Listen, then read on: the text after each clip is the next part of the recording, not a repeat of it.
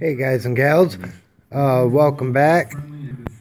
In this video we're going to be doing the assembly of the crankcase, and in this part of the video it's going to be the crankshaft installation and assembling the right and left crankcase. Okay, now is how you do this. So what I like to do is I like to freeze my crankshaft. You stick it in the freezer for, I don't know, 6 hours or whatever, or really however long you want. Really, you don't, I kind of left it in there too long. I didn't mean to leave it in there that long.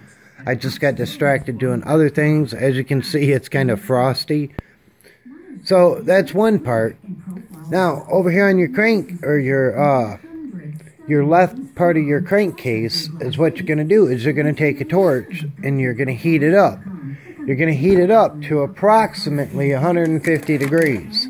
Now, I've got a digital thermometer. It will help me tell what temperature this thing is. Right now, it is reading 62 degrees. I'll heat it up to approximately, right around 150 degrees. Not an exact science.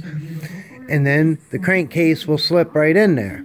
I saw in another video where somebody did this, where they show an example of a cart or a crankshaft that somebody just crammed down in there, stuck it down in there, then beat on it with a mallet, and it impacts your bearings right here and smashes them and makes it so they don't work right. So anyways, doing this causes the two metals to expand and contract with each other and allows for proper insertion. And I'll show you how that's done. So, with no further ado, I know I've said undo in my other videos. It was late at night. I meant ado, A-D-O. Anyways, so is what we're going to do is I'm going to heat this up. So we'll be right back.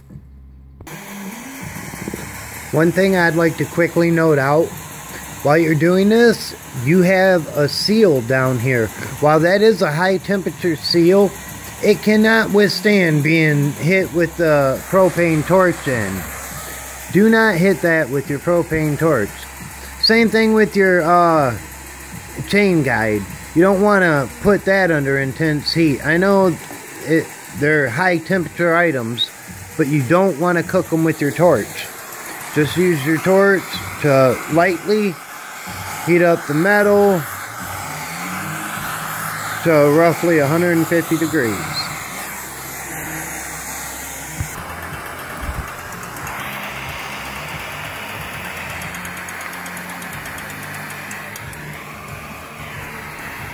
So, you heat your thing up and you keep checking on the temperature. And I am plenty warm enough.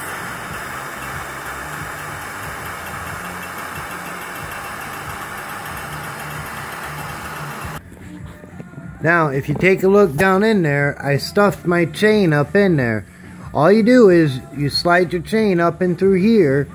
And then with your fingers, try to, move it up. Get it up against the guide as best you can. Your chain guide.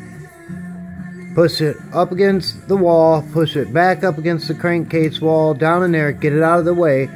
And you got to have room for your crank sprocket to go through there. So, let's get on to that. So here we go, dropping the crank in. Make sure you got the right side.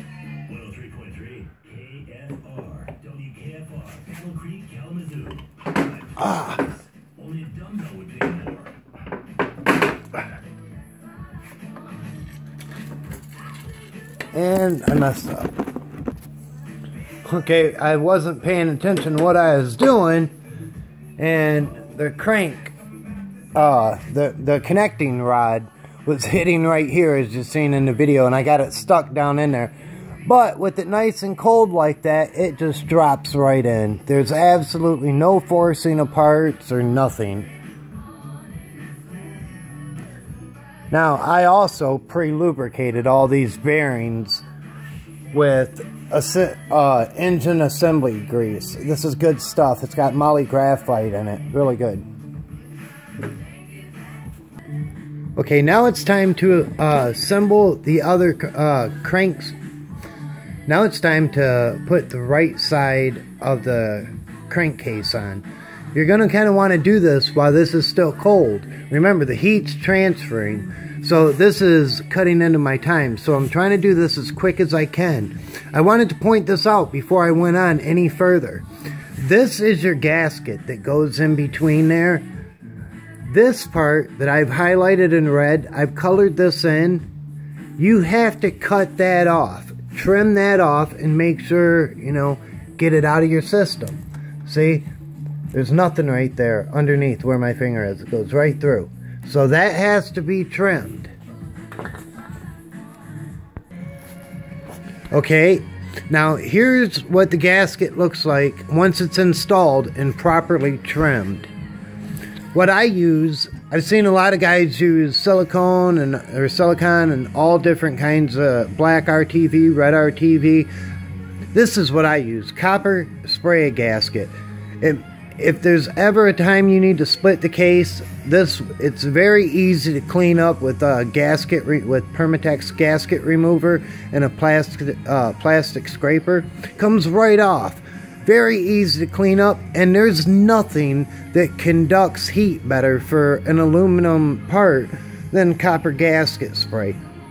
In addition, it fills any imperfections and any irregularities in the surface material. So I use that, and I've never had a leak in any of my builds. So anyways, I would consider going with that. It's great stuff. As you can see in the video, get a decent coating on there. Don't make it thick to where it's like, you know, like runny, like you get a paint run. Just get a nice even coat. Paint it as if you're painting, you know, a model or a project or a car or something. So, but anyways, that's it. Just give it a good quick spray, and now I'm gonna set the other side of the crankcase, the right side, and I'm also gonna heat that up with the butane torch so it fits on easier. Alright, now once you get your right side heated up, oh, holy crap, that is warm.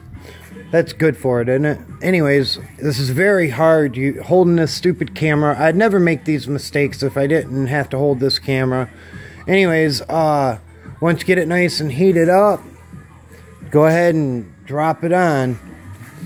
Now, pay attention to your dowel guides right here. That and that allows you to, when you put it on, it allows for perfect alignment. So I'm going to try this holding the camera. Wish me luck.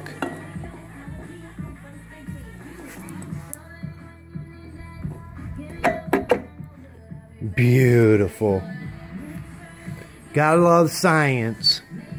Hot and cold. Okay. And now you're going to want to sink the two bolts. They're 8mm hex head or flange bolts. Alright, now you sink these two 8mm bolts.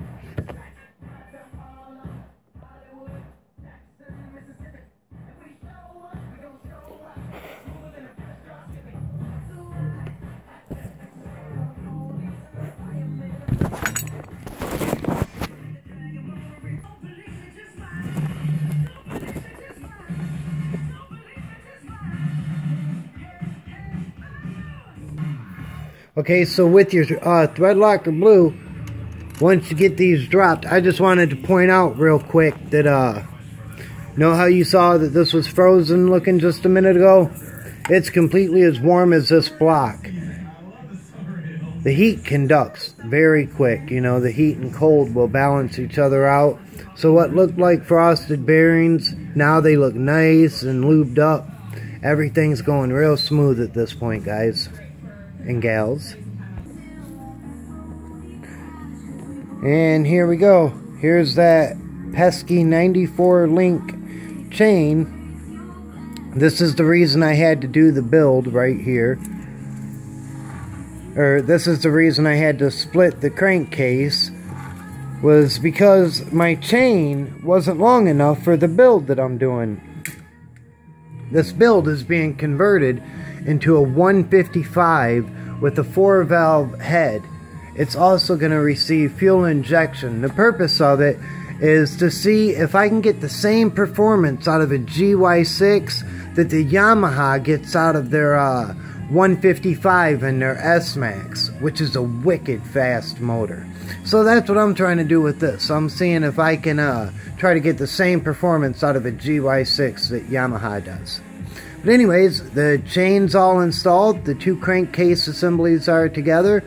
Next part of the video series will be, I'll be installing everything in here. The oil pump, the starter clutch, the starter gear, and all that fun stuff. So anyways, I hope you join me for that and follow along as we continue on with this 155 build. Thanks for watching so far, guys and gals. I hope you give me a like later on.